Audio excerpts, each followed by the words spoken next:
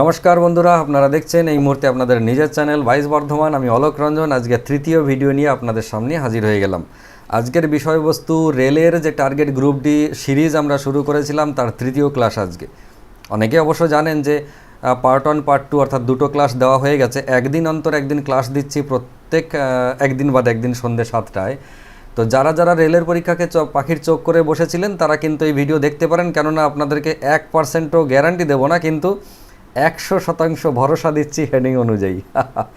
100% ভরসা দিচ্ছি। প্রত্যেকটা অঙ্ক, যে অঙ্কগুলো আমি করাবোই লাগাতার 1-1.5 মাস 2 মাস, যতদিন না পরীক্ষা শুরু হচ্ছে, তাতে 2 মাস হোক আর 1 মাস হোক, সেপ্টেম্বরে হোক বা আগস্টের 17 তারিখে যখনই পরীক্ষা হোক না কেন, এই লাগাতার যে ক্লাস আমি দিতে চলেছি বা দিচ্ছি এবং দেবও, এই ক্লাসে আপনাদের যথেষ্ট পরিমাণে উপকারিতা থাকবে। পার্ট 1 পার্ট 2 বীজগণিত নিয়ে আমরা যে ভিডিও দিয়েছিলাম, প্রত্যেকে বলেছেন ভীষণ ভালো হয়েছে, প্রত্যেকেরই এটা কাজে লেগেছে। আপনি যদি এই দুটো পার্ট দেখে না থাকেন তাহলে অবশ্যই আজকের ভিডিও ডেসক্রিপশন বক্স থেকে ভিডিওটা দেখে নেবেন। কেমন? আশা করি ভালো লাগবে। আজকের ক্লাস হচ্ছে সুষম বহুভুজ, যার অন্তঃকোণ, বহিঃকোণ এবং বাহু সংখ্যা। এই যে ব্যাপারটা, মানে ইকুইল্যাটারাল পলিগন যেটাকে আমরা বলি, সুষম বহুভুজ। কেউ আবার এটাকে রেগুলার পলিগন বলে, কেউ আবার এটাকে হোমোজিনিয়াস পলিগন বলে। যাই পরীক্ষার ভাষায় আসুক না কেন, ইকুইল্যাটারাল পলিগনটাই বেশি থাকে।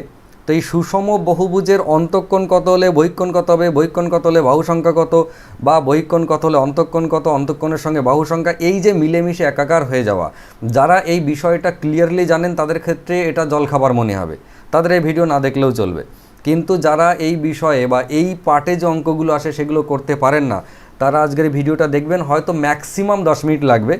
এর মধ্যে যেটুকু আমি বোঝানোর চেষ্টা করব সেটা যদি বুঝে নিতে পারেন, তাহলে বুঝে নিতে নিশ্চয়ই পারবেন, এটা আমার ভরসা আছে নিজের ওপরে এবং সেই সঙ্গে আপনাদের ওপরেও। আপনারা ভীষণ ভালোভাবে বোঝেন, জানি না আমার ভাষা কি করে বোঝেন। তো যাই হোক, এই ক্লাসটা হয়ে যাওয়ার পরে কিন্তু আপনার এই সুষম বহুভুজ নিয়ে পরীক্ষার যে কোশ্চেনই আসুক না কেন, একটাও বাদ যাবে না, ভরসা আমি দিলাম। তো ঠিক আছে, ওই একই কথা বলতে আপনারা রেগে যাওয়ার আগে ক্লাসটা শুরু করে দিই। যেতে যেতে একটা কথা বলে দিই যে আমাদের কিন্তু এই ওপরে এবং নিচে যে স্ক্রল হচ্ছে আমাদের বিভিন্ন কোর্স, মানে WBCS online offline, SLST PT online offline, তারপর হচ্ছে কম্বাইনের অনলাইন অফলাইন, তার সঙ্গে যতগুলো কোর্স হয়, আবার কলকাতা পুলিশের অনলাইন অফলাইন শুরু হয়েছে। তো এই কোর্সগুলো সম্পর্কে যদি আপনার জানা না থাকে, যদি আমাদের কাছে পেড কোর্সে আসতে চান, তাহলে চলে আসতে পারেন, ওপর নিচে ফোন নাম্বার দেওয়া রইল। ঠিক আছে, চলুন আমরা ক্লাস শুরু করে দিই। আর বেশি বকলে আবার রেগে যাবেন, সেটা রাগানোর কি দরকার আছে। এই যে ধরুন আমাদের সুষম বহুভুজ, সুষম বহুভুজ কথাটার মানে হচ্ছে সুষম মানে একেবারে সমান সমান, বহুভুজ মানে একাধিক বাহু আছে, হাত আছে, পা আছে, ইত্যাদি ইত্যাদি, ভুজ মানে বাহু। তো যে সুষম বহুভুজ, এটা মানে ত্রিভুজকেও আমরা কিন্তু বহুভুজ বলতে পারি, চতুর্ভুজকেও বলতে পারি, পঞ্চভুজও বলতে পারি, এই এক একটা নাম। যেমন ধরুন সিঙ্গেল, তারপর হচ্ছে ডাবল, তারপর ট্রিবিল, তারপর থেকে 4 টাইমস 5 টাইমস 6 টাইমস এরকম একটা ব্যাপার হয়ে যায়। তেমন যাদের 3টে বাহু আছে তাদেরকে বলা হয় ত্রিভুজ, 4টে বাহু থাকলে চতুর্ভুজ, 5টা বাহু থাকলে পঞ্চভুজ, 6টা থাকলে ষড়ভুজ, এই রকম ব্যাপার। তো আস্তে আস্তে কী হচ্ছে, বহুভুজের দিকে চলে গেল। এবারে এই সুষম বহুভুজ মানে হচ্ছে এর সবকটা বাহুই সমান। এদের একটা বেশ কতগুলো নির্দিষ্ট নিয়ম আছে। যেমন ধরুন অন্তঃকোণ আর বহিঃকোণ, অন্তঃকোণ আর বহিঃকোণ মিলে সবসময় হবে 180 ডিগ্রি। কেমন? এবার এই সুষম বহুভুজের অন্তঃকোণ কোণগুলো একদম গোড়া থেকে শুরু করি। এইটা হচ্ছে অন্তঃকোণ। আমি এই যে দাগগুলো দিয়ে দিয়েছি এগুলো কিন্তু বাড়তি। কেমন? আমি এই বাহুগুলোকে একটু টেনে লম্বা করেছি যাতে বহিঃকোণটাকে আইডেন্টিফাই করতে সুবিধা হয়। এবার এটা একটা অন্তঃকোণ, এই একটা অন্তঃকোণ, এইগুলো সব এক একটা অন্তঃকোণ। কেমন? এদের প্রত্যেকটার কিন্তু মাপ একই, প্রত্যেকটা সমান সমান ডিগ্রি এদের মাপ, কোণের মাপগুলো। ঠিক তেমনই এদের যে বহিঃকোণগুলো আছে তাদের মাপটাও কিন্তু সমান সমান। যাই হোক, এটারও যা মাপ হবে, এটারও তাই মাপ হবে, এটারও তাই মাপ হবে, এগুলো সব একই মাপ। আমার হয়তো ছবিটা আঁকতে যদি একটু গোলমাল হয়ে যায়, কেউ কিছু মনে করবেন না, পেন পেন্সিল ধরে করেছি তো। তো এই যে গল্প অন্তঃকোণ এবং বহিঃকোণ, এদের যোগফলটা হচ্ছে সবসময় 180 ডিগ্রি। কেন? কারণ দেখুন, এই যে এটা সোজা একটা দাগ, এই দুটো মিলে 180 ডিগ্রি, এ তো আমরা নিচু ক্লাসেই পড়ে এসেছি। তাহলে যখন আপনাকে বলবে কোনো একটা সুষম বহুভুজের বহিঃকোণ 72 ডিগ্রি, তখন তার অন্তঃকোণ কত? বহিঃকোণ বলে দিল 72 ডিগ্রি, তাহলে তার অন্তঃকোণ মানে এই কোণটা হচ্ছে 72। সিমিলারলি এগুলোও সব 72। আমি একটাই দেখাই, এটা 72 হলে নিশ্চয়ই এই যেটা রইল, এটা 180 থেকে 72 যদি আমরা বাদ দিই, তাহলে 180 থেকে আমরা 72 যদি বাদ দিই তাহলে 108। তাই তো? এইটা হয়ে গেল কত? 108 ডিগ্রি অন্তঃকোণ। তো কোশ্চেন কিন্তু পরীক্ষার লাভ নিয়ে এমনও পেতে পারেন যে কোনো সুষম বহুভুজের বহিঃকোণ যদি 72 ডিগ্রি হয় তাহলে অন্তঃকোণ কত? ছোট ছেলের মতো প্রশ্ন, সিম্পল 180 থেকে বাদ দিয়ে উত্তর হচ্ছে 180। একটু যদি বড় প্রশ্ন হয় তাহলে বলবে কোনো সুষম বহুভুজের বহিঃকোণ যদি 72 ডিগ্রি হয় তাহলে বাহু সংখ্যা কত? তো তখন আপনাকে কি করতে হবে? বাহু সংখ্যা বার করতে গেলে সিম্পল আর কিচ্ছু নয়, 360কে আপনি বহিঃকোণ দিয়ে ভাগ করে দেবেন, এটাই হচ্ছে ফর্মুলা। 360 বাই বহিঃকোণ দিয়ে কত হচ্ছে? 5 সাথে 35 মানে 5টা, অর্থাৎ বাহু সংখ্যা হচ্ছে 5টা। বোঝা গেল? তাহলে কোনো সুষম বহুভুজের বহিঃকোণ যদি 72 ডিগ্রি হয় তাহলে বাহু সংখ্যা হচ্ছে 5টা। যদি ধরুন বহিঃকোণ 72 ডিগ্রি না বলে বহিঃকোণ বলে দিলে হয়তো 60 ডিগ্রি, আমি কথার কথা বলছি, এইটা 72 না বলে দিলে এটা হচ্ছে 60 ডিগ্রি। তাহলে এটা যেই 60 ডিগ্রি হবে তাহলে বাহু সংখ্যা কত হবে? ওই 360 বাই 60 মানে হচ্ছে কত? 6টা। তখন এই বহুভুজটা এরকম দেখতে লাগবে না, তখন তো এটা আরও কমে যাবে, 1টা 2টো 3টে 4টে 5টা 6টা এরকম টাইপের তখন হবে। এটা আর ব্যাখ্যা হলে কিছু মনে করবেন না। যদি কিছু মনে হয় যে খারাপ লাগছে দেখতে তাহলে এই পাশে এখানে লিখবেন সুষম বহুভুজ, ব্র্যাকেটে লিখবেন ষড়ভুজ, দিয়ে এখানে তীর মেরে দেবেন, বোঝা যাবে এটা ষড়ভুজ। হ্যাঁ তো ব্যাপারটা হলো এই যে বিষয়টা, মানে যখনই আমার খেয়াল করবেন কিন্তু এটা ভীষণভাবে পরীক্ষায় আসে, যখন বহিঃকোণটা কমতে থাকে, আগে যখন 72 ছিল তখন বাহু সংখ্যা ছিল 5টা, যেই বহিঃকোণটা কমে 60 হয়ে গেল বাহু সংখ্যা বেড়ে গেল 6টা। মানে বহিঃকোণ যত কমতে থাকবে বাহু সংখ্যা তত বাড়তে থাকবে। বোঝা গেল? এটা কিন্তু খুব ইন্টারেস্টিং জিনিস, কোশ্চেন থাকবে কোনো সুষম বহুভুজের বহিঃকোণ যত কমতে থাকে বাহু সংখ্যা তত ড্যাশ দিয়ে বাড়তে থাকে, কমতে থাকে, একই থাকে, ঘোড়ার ডিম থাকে, মাথা থাকে, শিং থাকে, এইসব প্রশ্ন আপনাকে দেবে অপশানে। ঠিক আছে? তো সেক্ষেত্রে কিন্তু চিন্তার কোনো বিষয় না, সিম্পল বহুভুজের বাহু সংখ্যা মানে 360 বাই বহিঃকোণ। ক্লিয়ার হয়েছে? এবার একটা বিষয় থাকে, অঙ্ক এরকম দেয় যে কোনো বহুভুজের বাহু সংখ্যা যদি 5 হয় মানে 5টি হয় তাহলে অন্তঃকোণ কত? অন্তঃকোণের সমষ্টি কত? এরকম প্রশ্ন দিতে পারে। তাহলে ভাবুন বাহু সংখ্যা যেই 5 পেয়ে গেলাম, আমরা জানি 360কে আমরা 72 দিয়ে ভাগ করে আমরা কি পেয়েছিলাম? আমরা 5 পেয়েছিলাম। হলো? তাহলে আমাদের তো যখনই বলে দিল বাহু সংখ্যা 5 আর কিচ্ছু বলে দিল না, তখন আমাকে সঙ্গে সঙ্গে বার করে নিতে হবে তাহলে বহিঃকোণ কত। সঙ্গে সঙ্গে বাহু সংখ্যা 5 হলে বহিঃকোণ কত? আমরা কি করব? সিম্পল তখন 360কে 5 দিয়ে ভাগ করে দিয়ে 72 ডিগ্রি করে নিলাম অন্তঃকোণ। কেন?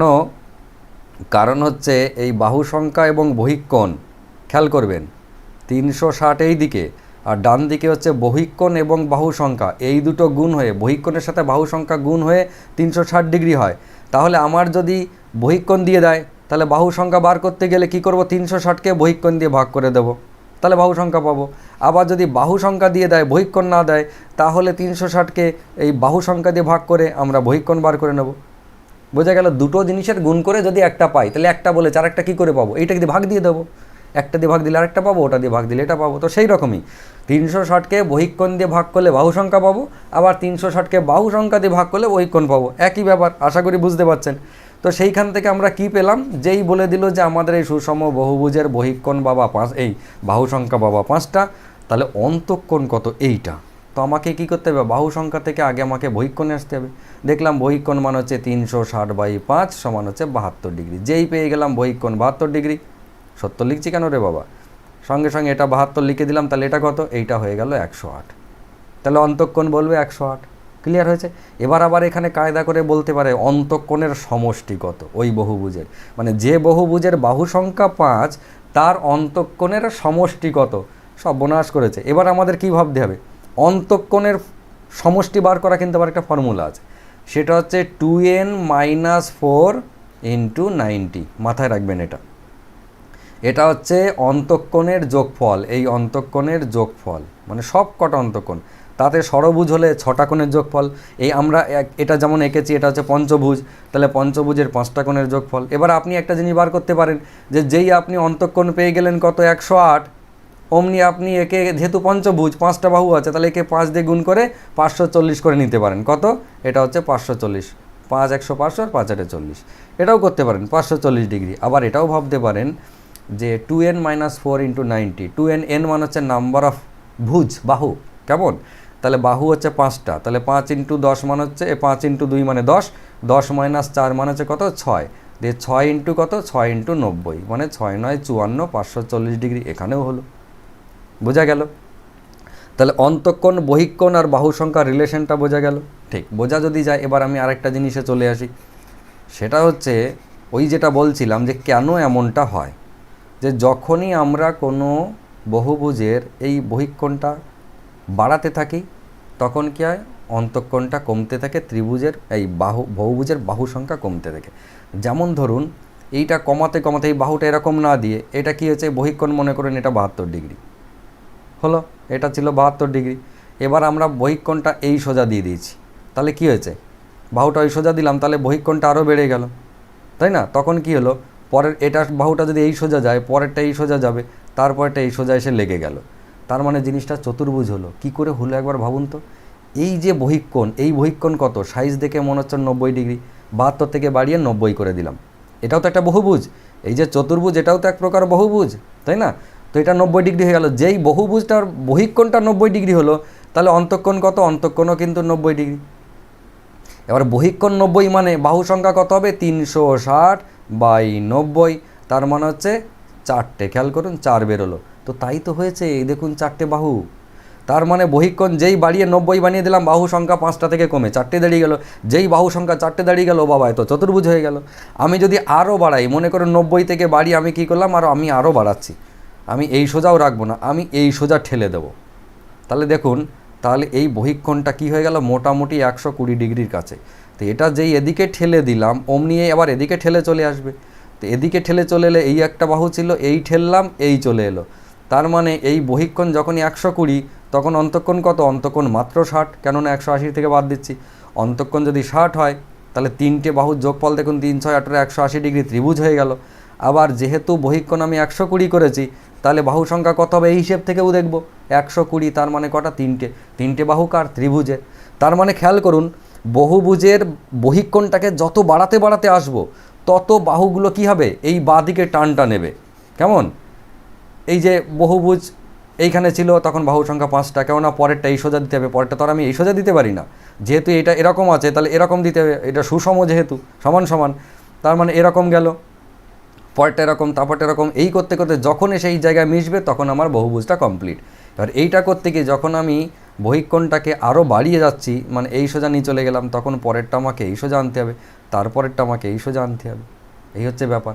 আমি আরও বহিঃকোণটাকে আরও বাড়িয়ে নিয়ে এই সোজা চলে গেলাম, এতটা বহিঃকোণ করে দিলাম, তাহলে এই সোজা আসার পর যদি এই সোজা যায়, তাহলে এই সোজা যেতে হবে। এই হচ্ছে একদম বহুভুজের মানে আভ্যন্তরীণ গল্প আমরা বলতে পারি।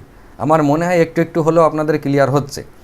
এবারে যে ত্রিভুজটা দেখুন, আমরা যেমন কমাতে কমাতে যাচ্ছিলাম, যদি এটা বাড়াতাম, মানে এটা এই সোজা দিতাম বাহুটা, প্রথম বাহুটা মনে করুন এই সোজা, তারপরটা এই সোজা, মানে বহিঃকোণটা একে মোটামুটি 30 ডিগ্রিতে পৌঁছে গেল।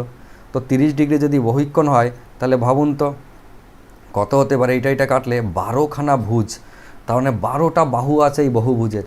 তার মানে এরকম একটা যাবে, ফের পরেরটা এই সোজা যাবে, পরেরটা এই সোজা যাবে, তারপরটা এই সোজা যাবে, ফের এই সোজা যাবে, সে কবে যে এইখানে মিলবে তার কোনো ঠিকঠাক নেই।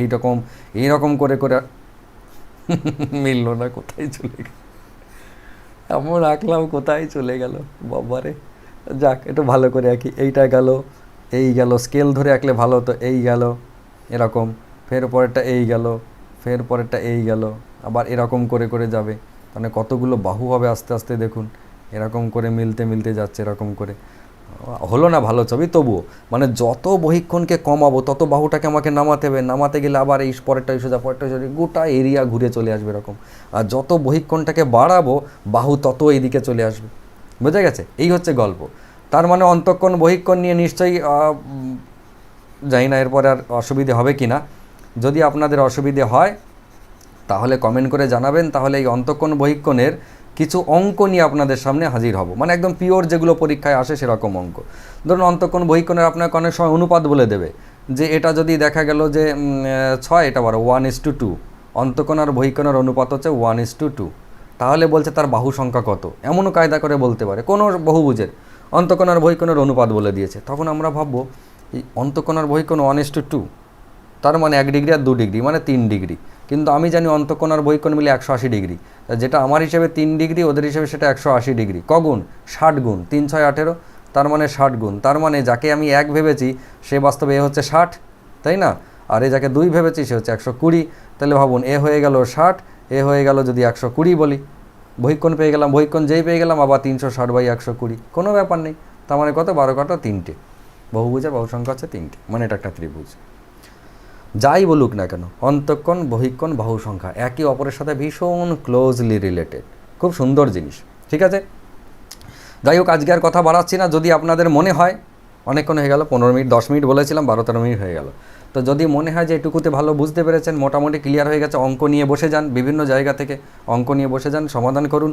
তারপর যদি মনে হয় যে না আপনাদের আরও কিছু অঙ্ক দরকার আছে, তাহলে আমাকে বলবেন, পরের কোনো একটা পার্টে আমি আবার অঙ্ক নিয়ে চলে আসবো, মানে এই জিনিসটারই কিছু পিওর অঙ্ক করাবো। ঠিক আছে, সবাই ভালো থাকুন, সুস্থ থাকুন, সুন্দর থাকুন। আজকে যারা নতুন তারা একটা জিনিস ভাবুন যে রেলের গ্রুপ ডি পরীক্ষাকে টার্গেট করে আমি কিন্তু একদম সিরিজ শুরু করে দিয়েছি।